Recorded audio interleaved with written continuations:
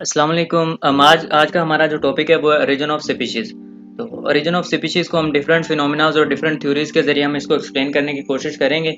तो वो डिफरेंट फिनोमेनाज और थ्योरीज़ हमने आगे ये इंट्रोडक्शन में दिए हुए हैं कि there are two big groups in which the origin of species are divided.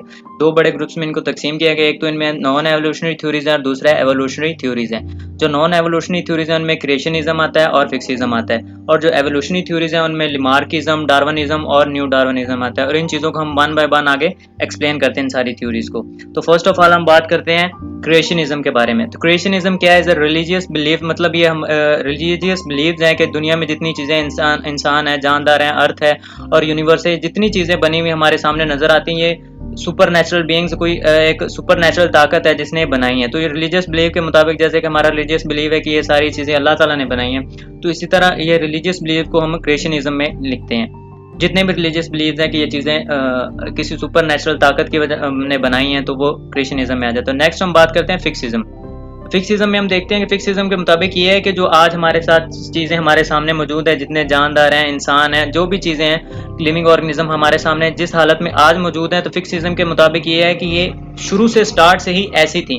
इनमें कोई चेंजेस नहीं आई, इवॉल्व नहीं हुई, एवोल्यूशन नहीं हुई, ये स्टार्ट से ही ऐसी थी, टिल बर्थ ये चीज़ें ऐसी ही हैं और ये इनमें कोई चेंजेस नहीं आती। तो उसमें क्यूवियर ने एक पॉइंट दिया हुआ था। उसने कहा कि ये चेंजेस आती हैं किटोस्फिज्म के किटोसिज्म के फिनोमेना के जरिए आती हैं, कि मतलब अगर कोई किसी इन्वायरमेंट में सडन चेंजेस आ जाते हैं जिसके इफेक्ट्स बहुत ज़्यादा सेवर होते हैं, तो उसकी वजह से ये चेंजेस आ सकती हैं, लेकिन ये नॉर्मल में नहीं आती। तो ये फिक्सिज्म का फिनोमेना ये है कि इसमें कोई चेंजेस नहीं आती, जैसी प्रेजेंट हालत में आज हम देख रहे हैं, पहले भी ये बिल्कुल ही ऐसी थी। तो आगे हम बात करते हैं लिमार्किज्म। तो लिमार्क ने हमें एक कॉन्सेप्ट दिया है कि जो चीज़ें हम ऑर्गन्स हैं हमारी बॉडी के, जानदारों की बॉडी के, जिनको हम ज़्यादा इस्तेमाल करते हैं वो ज़्यादा ताकतवर हो जाते हैं, वो अच्छी तरह डेवलप हो जाते हैं, और जिनको हम नहीं करते, तो इस्तेमाल करना छोड़ देते हैं, वो चीज़ें आहिस्ता आहिस्ता एक्सटेंड हो जाती हैं। तो मतलब उसने ये इसमें एक एग्जांपल दी हुई कि जो ज़राफ़े की गर्दन है, जैसे वो दरख्तों से पत्ते खाने के लिए अपनी गर्दन ऊपर करता था, तो उसकी गर्दन आहिस्ता आहिस्ता क्या है कि उसमें वो इस्तेमाल होती रही, आहिस्ता आहिस्ता उसकी गर्दन लंबी हो गई।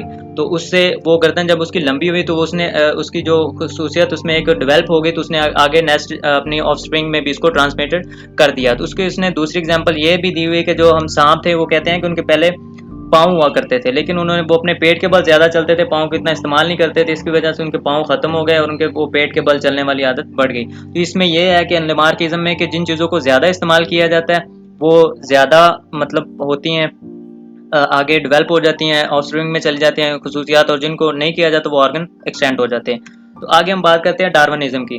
डार्विन ने हमें एक नेचुरल सिलेक्शन का फिनोमेना दिया है कि species are originated by the current ancient common ones. तो उसने ये बताया हुआ कि जो हमारे पास अब जो स्पीशीज मौजूद हैं, ये पहले कॉमन इंसेस्टर से ही, पुराने से ये इवॉल्व हुई हैं। तो उसमें उसने आगे कहा है कि उसमें जब स्पीशीज में चेंजेस आते हैं, तो उससे सम एडवांटेजेस होती हैं और सम डिसएडवांटेजेस की तरफ वो बात चली जाती है। और नेचुरल सिलेक्शन का फिनोमेना उसने कहा विल चूज द गुड। तो जो नेचुरल सिलेक्शन जिसमें अच्छी क्वालिटीज होती हैं, जिसमें एनवायरनमेंट के साथ और एनवायरमेंटल जो इफेक्ट्स हैं उनके साथ डील करने की क्वालिटीज ज़्यादा बेस्ट होती हैं, उसको चूज किया जाता है एज अ नेक्स्ट स्पीशीज। अगर जिन चीज़ों में ये खूसियत कम होती है वो एक्सटेंड हो जाती हैं, वो सर्वाइव एनवायरनमेंट में नहीं कर पाती। लेकिन जो डार्विन है उसको जेनेटिक्स के बारे में कुछ नहीं पता था, वो इनकी जो जेनेटिक्स नॉलेज है आगे पीछे इनके पीछे जो है उसके बारे में वो कुछ नहीं जानता था, वो सिर्फ उसने एक फिनोमेना दिया था। तो आगे जेनेटिक्स की हम बात करते हैं, तो आगे एक नया कंसेप्ट है न्यू डार्विनिज्म। उसमें जब मैंडल्स के लॉ के बारे में जब स्टडी किया गया, तो तब जेनेटिक्स का एक कंसेप्ट पैदा हुआ। तो मैंडल्स लॉ को मिला के और उसके साथ जो नेचुरल सिलेक्शन का फिनोमेना डार्विन का था, इन दोनों चीज़ों को मिला के एक नया कंसेप्ट बनता है, उसको हम कहते हैं न्यू डार्विनिज्म। ये जैसे हम नीचे एक्सप्लेन किया हुआ है कि मैंडल्स लॉ और natural selection is equal to new Darwinism, मतलब मैंडल्स लॉ को लेकर और नेचुरल सिलेक्शन को लेकर एक नई थ्योरी बनी, उसको न्यू डार्विनिज्म कहते हैं। तो ये छोटी सी एक्सप्लेनेशन थी जो हमने इनके ओरिजिन ऑफ स्पीशीज के बारे में एक्सप्लेन किया थोड़ा सा। तो आगे ये मेरी प्रेजेंटेशन तक कंप्लीट हो गई है, तो अगर किसी का कोई क्वेश्चन हो तो पूछ सकते हैं। Thank you.